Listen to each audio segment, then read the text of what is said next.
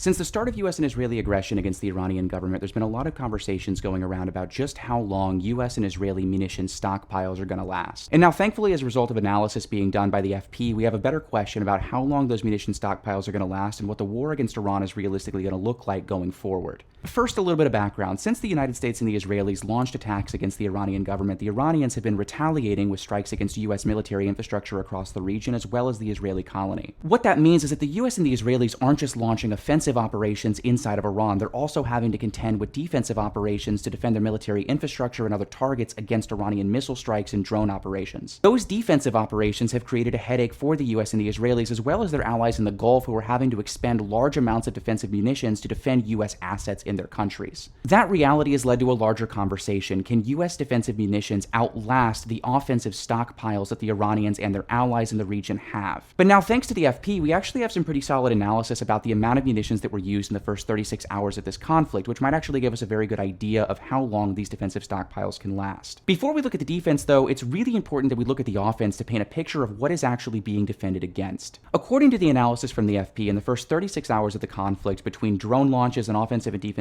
missile launches, the Iranians launched a little over 1,000 munitions across the region. By contrast, the United States and the Israelis launched more than 3,000 munitions in this same period, meaning that the US and the Israelis are expending munitions at almost a 3-to-1 rate compared to their Iranian counterparts. Those munitions can be broken down into both offensive munitions and defensive munitions, of which the US and the Israelis are expending a considerable amount. Now, when you look at the list of weapons that are being used on the offensive side, it becomes very clear that the US and the Israelis are fully committed here, using a wide range of weapons, not all of them easily replaceable. On the US side, the defense seems primarily focused on SM-2, SM-3, and SM-6 systems, with Patriot launchers and THAADs being another primary component. US partners in the Gulf, however, seem to be overwhelmingly reliant on Patriot PAC-3 systems and to a lesser degree THAAD systems. The Israelis, by contrast, have access to their own unique layered missile defense system comprised of Iron Dome rockets, Arrow 2 and 3 systems, as well as David slings. Now that we've gotten through all of those numbers, we have to talk about what that means. Realistically, the US and the Israelis are expending a significant amount of offensive and defensive munitions, and all of those munitions eventually have to be replaced. Now, a lot of people might think that the US has more than adequate stockpiles. They can replace a lot of this for both themselves, the Israelis, and their Gulf allies, but the reality is much more complicated. US munitions production, specifically the production of the really specialized equipment that we're seeing being expended by the US, the Israelis, and their allies, is actually a lot more complicated than you might think. Due to things like high cost, bottlenecks in production, the difficulty of acquiring certain mineral resources, and general underinvestment in US manufacturing, we're actually seeing a lot of problems in being able to produce the amount of munitions that the US needs. As a result of those constraints, production is relatively low, and the existing stockpiles have for years been strained by the needs of the US and their allies in constant theaters across the world. For example, the US and their allies have been sending a sizable amount of support to the Ukrainians amid the Ukrainian-Russian war. At the same time, the US has commitments to other major allies, notably the Israelis, who have required resupply after resupply amid their ongoing genocide in Gaza. Those resupplies aren't cheap, and they put a major strain on existing US stockpiles, and the production just is not keeping up. Now, you might say to that the US just needs to increase production, but it's really not that easy. A large part of that is due to really acute constraints that the US is facing regarding its ability to acquire minerals that it needs to replace this hardware. The locations of a lot of the minerals that the US needs to replace the hardware that it is expending are oftentimes not located within the US itself. And really critically, a lot of the resources that we need to replenish these munitions are under Chinese export controls. To give you an example of what I mean, let's look at just one example, tungsten. According to analysis by the FP, the US would need 11,406 kilograms of tungsten to begin replacing the munitions that have been expended in the first 36 hours of this war. China controls about 80% of that tungsten supply, and in regards to a lot of these critical minerals, has been restricting US access. Compounding this problem, these production problems go beyond just simple mineral acquisition. As the FP notes, the loss of really high-value assets in particular creates an entire other level of complexity to this problem. They note the destruction of 2 advanced US radars, an AN/FPS-132 in Qatar and an AN/TPS-59 in Bahrain. Per their analysis, for the AN/FPS-132, it'll take 5 to 8 years for Raytheon to build a new radar at a cost of about $1.1 billion.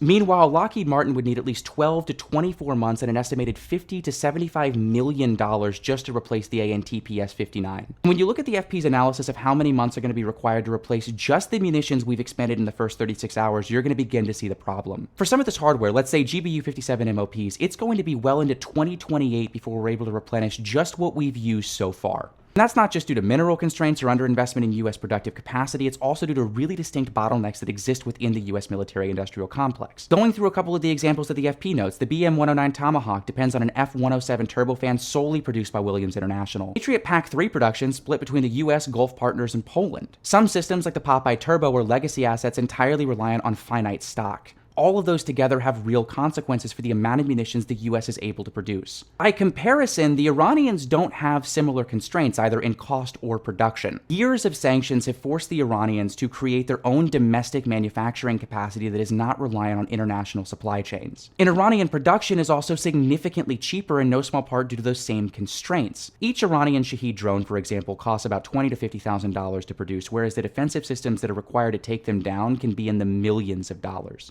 Due to that cost in their domestic supply chain, the Iranians can produce a significant amount of those weapons in a very short period of time. While the US has produced about 25 GBU-57s to date, the Iranians can produce thousands of these drones every single year. That disparity in production and cost creates a real problem for the US, the Israelis, and their Gulf allies because the Iranians can continue replenishing their stockpiles and launching attacks while the US stockpiles dwindle. And as the US and Israeli supplies become increasingly strained, they're going to have to start picking which targets are really worth defending. What that means is that the amount of Iranian strikes might not even increase in the future, but the amount of hits will. That's what the Iranians and their allies are counting on, a war of attrition that they understand they can fundamentally win due to the issues of US and Israeli supply chains. What we're seeing in the first 36 hours is an Iranian military that recognizes that it is in a war of attrition and is acting as such. All the while, we're seeing the US and their allies expend munitions at a genuinely unsustainable rate. Now, it's likely the US and the Israelis are going to adjust their strategies as they realize they're actually in this for the long haul. In fact, we've seen some reporting that seems to indicate that that's the case. But as long as the Iranians can continue their production of their munitions and continue using their existing stockpiles, it doesn't seem as if this problem is going to go away anytime soon, and it seems as if US munitions drains are going to continue well into the future.